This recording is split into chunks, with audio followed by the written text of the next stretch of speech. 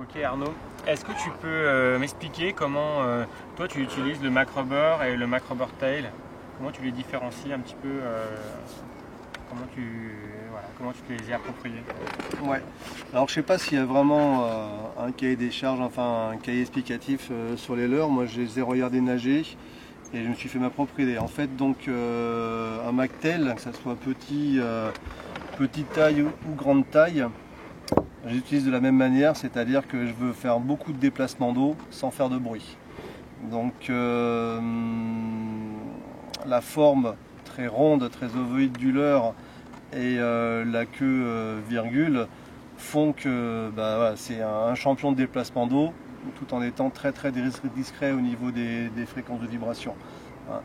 Donc ça peut intéresser des poissons qui sont très fatigués, sortis de frais,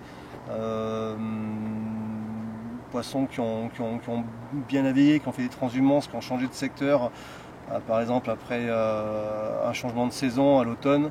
C'est intéressant de pêcher avec des leurres qui font pas trop de bruit et qui déplacent de l'eau pour qu'ils soient facilement localisables. Donc j'utilise ce type de leurre là. Après, quand j'ai besoin que le poisson me voie,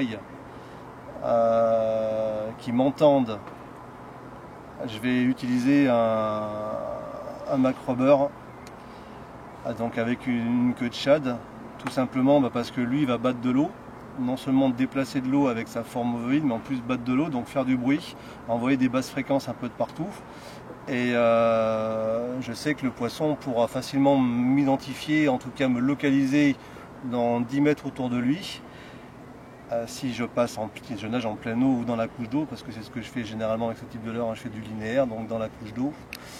Et une fois qu'il sera sur zone, il va facilement me voir, il va voir le profil de mon leurre, parce que j'aurai bien choisi ma couleur en fonction des paramètres spécifiques de l'eau et du ciel pour intéresser le poisson.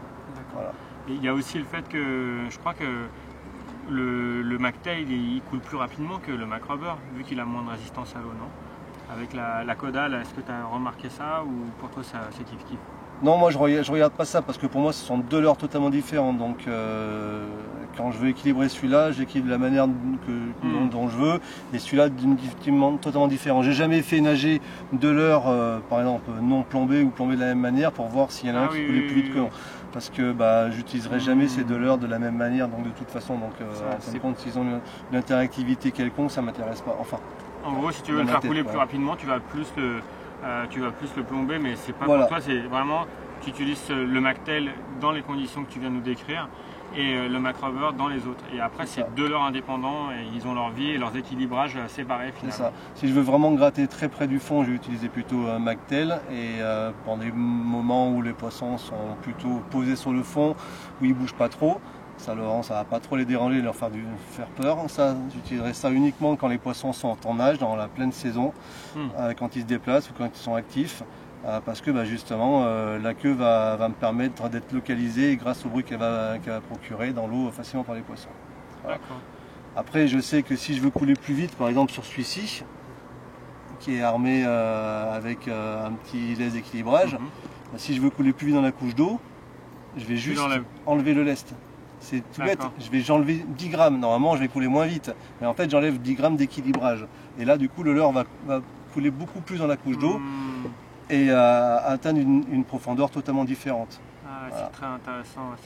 Ou s'il veut vraiment carrément, là on passe de 5 à 6 mètres, de 2,50 m à 4 mètres, hein, on va dire, avec ce leurre là.